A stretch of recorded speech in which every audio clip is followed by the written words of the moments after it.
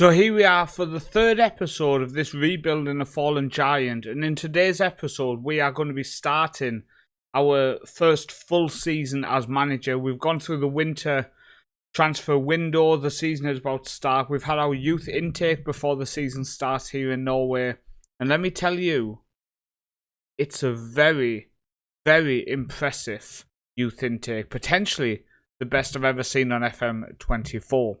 So my question of the day is based on what you are about to see. I want to know what you think about my signings, what you think about my sales, what you would have done different, and how you would, if you were in charge of Rosenborg, address the season ahead. You can let me know now how you would address the season back in top flight. Would you go for experience? Would you stick with using the players that got you up? What would you do taking charge of a team who's just won promotion? So I think we're going to actually start with our youth intake for this episode. And yeah, as you can see, we have 2 elite talents and a few top talents. So first off, Per Johnny Tronseth. 2-star current, 5-star potential. He is a central stroke defensive midfielder who is already in our first team squad and might make an appearance in today's live com. I think he looks a very, very talented player. As always, when I'm doing a live com, when I'm recording a video, you can see lots of down arrows because it's just the way Football Manager likes to wind me up and tease me as I'm recording videos. And the second youth intake elite talent is Knut Kåre Evjen Selm, and he is a striker who again looks really good. Now what I have noticed is none of our strikers know how to run. But at a 16-year-old 6'5" striker, he is already again in and around our first team and again might make an appearance in today's live com. Now looking at the top talents, you have Eirik Johansen Kleppe, who is a goalkeeper, not fantastic but decent, 6'3" as well.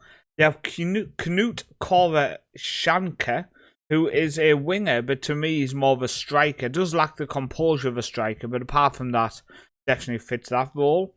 You have Matthias Nodland, who is the worst of the top talents, but apart from his determination, he already, well, in his personality, is unambitious, but we are going to be working to get them out. He's already in and around the first team as well because he offers a backup option at both fullback positions. You have Rune Selsyvold, and he's not the best, but he is labelled as a top talent. And you have a central midfielder in Amund Stockback, who is okay. If some of his technicals can improve, mentally and physically, he is fantastic. And that's why I think he could turn into a very, very good player. No question about it. He's actually wanted by Traff on loan, but I think I would like him to stay in and around our squad for that coaching that he will get within our team. Now, what I do want to mention now is last season we had dropped to a semi-professional club, Rosenborg, and when we took over they were semi-professional. We are now a professional club, so that's a very positive thing that the club did move us up to being a professional club to go back into the top flight of Norwegian football, and that did mean we could improve our coaching team quite a bit. So, first off, our assistant manager remains the same, Tom Stian Oldhog. Now, the reason he remains the same is the assistant manager I wanted to bring in, who was our assistant manager during the Build a Nation series at the end, isn't interested in coming at the minute. Hopefully, he will be interested long term. You have Henrik Tiger Sandhov, who, let's be honest, he has just produced a very good youth intake, but I am looking to replace him also with our intake. Our head of youth development, who we had at Eggerson and Lillström in the Build a Nation, he is currently unemployed. Now, we do have 2 senior goalkeepers. We have goalkeeper coaches and some coaches have come in. If we go to our staff in screen, we can see the players. You can see the players are brought in on the staff screen. That makes a lot of sense, Paul. So first off is Bjorn Bilkestad. He was with us at Lillström for 4 years and now comes in and joins us at Rosenborg. Very, very good coach. Really pleased to get him in. Leonardo, who was with us at Eggerson for 5 years and then 7 years at Lillström. Again, very, very talented coach. Follows us on the journey. Jonathan Naysel, who was with us at Lillström for 3 years, has followed us again to come with us to Rosenborg. Jordan Hankin, was with us at Egerton for 2 years, then 7 years at Lillestrøm. Again, a very, very good coach. And then finally, we did bring in an under-19 manager who wasn't with us before. He's only 31 and has some potential. And our other under-19 manager retired, so we didn't have an option or choice to sign someone. So in terms of the transfers in and out then, the transfers out, a couple of players left on a free, no point of even looking at them. So first off, Tandberg went to Viken for £600,000. And what a deal that was, because he was never going to feature in central defence. I have quite a few central defenders. And he's nowhere near good enough to play at fullback. So moving him for 600 grand was quite a good bit of business. Vesterheim has gone to Sweden, to Djurgårdens. We saw him for 875k. He was with us at Egerton, came through the Egerton Academy. Never played a game for Egerton, but has ended up being back under our stewardship for a bit. But he did complain that he wanted to leave, so we ended up letting him go for 875. And Diallo went for 1 million. That was a deal which was arranged before the start of before the start of the last episode. And also another deal which was done before the end of last episode was Cilia, who went to Huesca, and that's the first sale we made. The sales before that were all done by the previous manager. So in terms of our ins, these are our ins. 375k spent. I moved some wage money onto transfer money because we really were struggling near the end of the transfer window. We had to find some deals to bring in, and we've managed to do it. And to be honest with you, I'm fairly pleased with how our squad is looking for the start of the season. So first off, Björn Gulfsson, who was with us at Egerton and Lillestrøm, has now come and joined us here at Rosenborg. He played some games for us last season on loan. We've picked him up on a free now from Kristiansund. He's a decent rotation player. Ivan Janssen, who was with us at Egerton as well, he's come in as an option in the attack midfield stroke striker position. We have Sandra comes in on loan from... Sorry about that, one more of the screens went off. Sandra comes in on loan from Den Haag.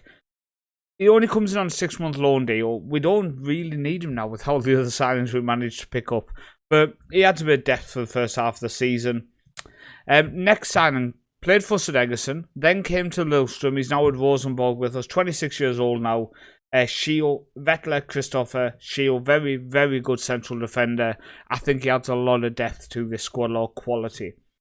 Elias Hellberg joins us on loan from Sogndal. Will offer option in defence as well. I think he's a solid looking player. Lasse Strander, who the supporters are very disappointed with, I think isn't too bad. He only has pace of 6, which is a bit worrying, but he can play all the way along the midfield stride, and I think that does offer something.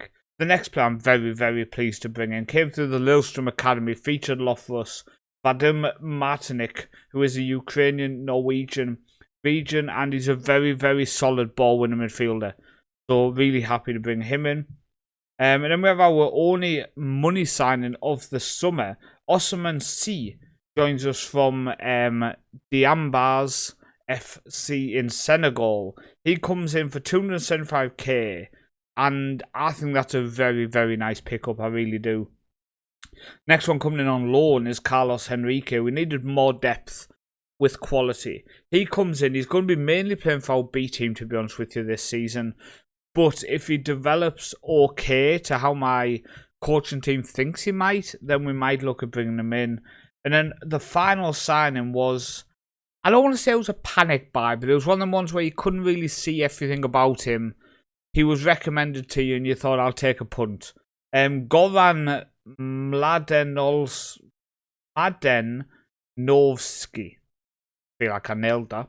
He joins us on a free transfer. He's going to play for our B team. He might develop into something. He might not. Guess we'll find out. But 375 spent, 2.5 brought in. Financially, we have 1.6 million at the minute. I'm interested to see how we're going to do income and expenditure wise this season. 3.5 is coming on players sold, 1.9 from sponsorship, 1.9 from season tickets. Expenditure wise at the minute, highest expenditure is staff wages at 777. Youth setup at 520. And players' wages all the way down here at 272. We are spending a lot more on staff wages than players' wages. A lot more. Why we spend so much on staff wages to players' wages.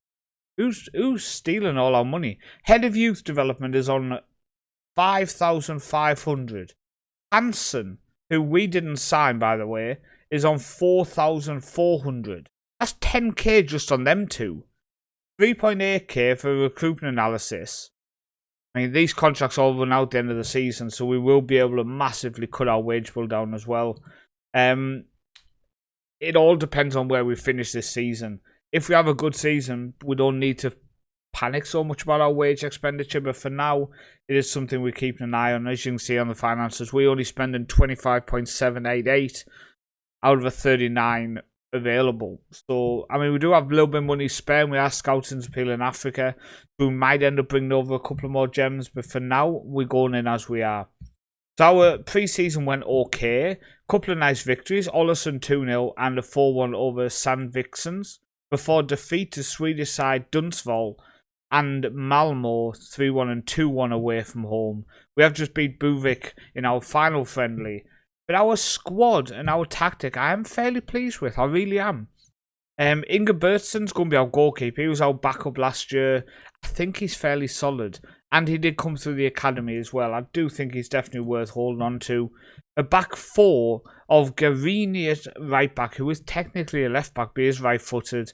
The German Raffet, and then Shiel I'm going with our Patreon member, Figueroa, on the bench for today, and Dahl at left back.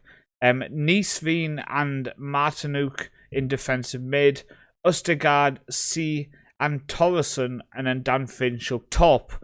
So on the bench, we do have a very, very average goalkeeper in Eirik Schulsist. He's not the best. Figueroa, who is, as you see below where you can hit that subscribe button, there is an option to become a member of the channel. When you hit that, you become a region within the game, and Juan Pablo Martinez Figueroa is one of them. You have Trosseth, who came through the academy. Nodland came through the academy. Helberg on loan. Bjorn Gulfson, Strande, Selm came through the academy, and Janssen is on the bench. Another member, which is Lima Torres, he is unfortunately injured, so he's going to miss, but he will go back onto the bench. I do think he has potential to be in the club. And Dan Finch, Patreon member, is our striker for this season, and I think we're going to stick with him as our first choice striker. He's going to battle out with Seam, who came through our intake, but yeah, Finchy all the way. Let's get in. We've got Sogndal at home, opening day of the season. A couple of numbers are needed for our recent signings. We can go, no, I want number 8 for number C. I think he fits that number. Give me number 20, because number 6 is not available. Okay, see what we can do here. I think we're piecing together a decent squad. The only issue I have is our squad is quite young. They are quite young. So maybe it could be a bit of a struggle, but I'm not sure. But we'll see how it goes. Okay, Dahl, first highlight. Torresson down the left-hand side. Whips it in. There's nobody there, but they battle amongst themselves. We recycle a player. Niseen to Jeremy. German over the top. See, oh, what a save by the keeper. We almost go 1-0 up in the 8th minute there. I'm going to encourage. I think we started well. See with the corner. Back post one. Keeper is coming out, and he just, whenever them keepers come out, just always find they are going to collect it. 20,967 fans in today's game. We've gone from Eggerson to Lillström to Rosenborg in this world. Obviously, in this little mini-series at the end after the Build a Nation, we've just had Rosenborg. But this is by far our biggest attendance in this division as a manager. Ball over top. Dan Finch chasing it down. Running is not his specialty. But we've flown him back post. Oh, we almost go 1-0. Now, Torresson on the left wing is another youngster who is just developing. Torgill, Torresson, maybe he'll develop into something really good. Naturally more of a striker than a winger, but we'll see how he does.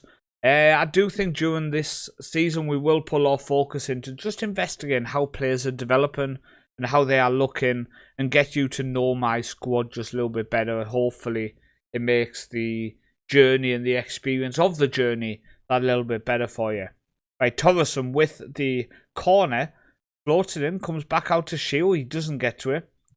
But I would say we've done alright. 3 shots to 2. A little bit less possession. But Sogndal are a established top flight side. Look, Kandala's on the yellow, but we could bring on Northman, but as an academy player just coming through, I think I'd prefer to give him maybe 15 at the end of the game, not push him in too early. See what we can do here. Come on, let's switch that to the league table. We might be top of the league. Wheatley, we know. Right, Shield to Dahl, to Matnek, to Neesveen. Torreson tries to play the pass through, just gets intercepted, but we do recycle play. Forward to Finch, Østegard now. Out, Torreson, come on, put it away. He does. Torhill Torreson tucks it away to make it Rosenborg 1, Sogndal 0. Trondheim is going mad as Rosenborg go 1-0 up. We're not quite top of the league, but we joint top. We are joint top of the league. End the season right now. And you can see 25 minutes ago. I'm going to pause it. So what we'll do is Dan Finch can come off for seam up top. There's an academy player coming on. Academy player going off. Nodland can come on the left back just because of the yellow card. And I think Trosseth can come on as well. So that's 2 academy players coming off the bench. We subbed 1 academy player off. But we do have a very, very heavy academy focused team. I do see they play in a narrow formation. These are the only things I find when I'm live commenting an episode. Sometimes I don't focus on them little details. I'm too focused on the microphone and talking. But if we can exploit the flanks, maybe we can create something. Jaeger. Oh no. Oh, that's not my former player from the Build a Nation journey, is it? Jesper Jaeger. No, but it is a former Rosenborg player. Oh my days. We just sold a player called Jaeger to a club in Europe. I thought maybe he'd come back. It's 1-1. I'm going to fire us up. It's 1-1 with a good free kick goal by Jesper Jaeger. Brings Sogndal back into it. Come on. Are we going to start the campaign with a ball draw? I mean, it's not... No, we have a penalty. We have a penalty. Let me just check who is on the penalties. Nobody is on them. I think... doing it. We have set Same, our academy player, to take the penalty. Can he get us 3 points on the opening day of the season, of the campaign, of the journey back in the Elite Series for Rosenborg? Same steps up. I messed up. I think I messed up. Maybe I shouldn't have put an academy player on the penalty. But you live and you learn. Come on. Corner. Back post. Same. Oh. I mean, do you know, you can't score them all. It was a very weak penalty though, wasn't it? Like, it was a very weak penalty. You can't score them all. Right, see now.